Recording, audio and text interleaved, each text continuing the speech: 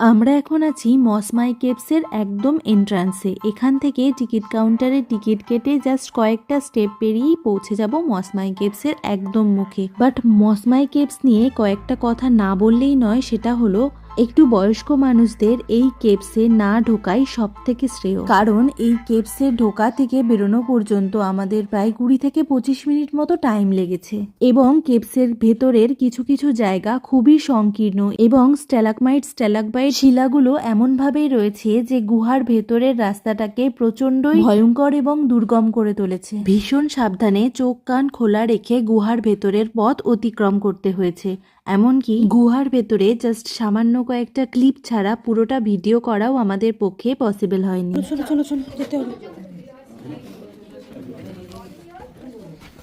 মাই god, এক কথায় জার্নিটা বলে বোঝানো যাবে না, এতটাই হার্ট টাচিং ছিল। তবে শেষমেশ বিধ্বস্ত হয়ে যখন গুহার বাইরে বেরিয়ে দিনের আলোটা দেখলাম, তখন মনে হচ্ছিল যেন বিশ্বযুদ্ধ জয় করে এসেছি। এক কথায় অসাধারণ একটা এক্সপিরিয়েন্স। তবে আমি অ্যাডভাইস করব অ্যাডভেঞ্চারাস পিপল একদম এই এক্সপিরিয়েন্স মিস করবেই না কোনোভাবে। ভালো লাগলে অবশ্যই সাবস্ক্রাইব করে পাশে থেকো এবং দেখতে থাকো নতুন নতুন ব্লগ। Bye bye.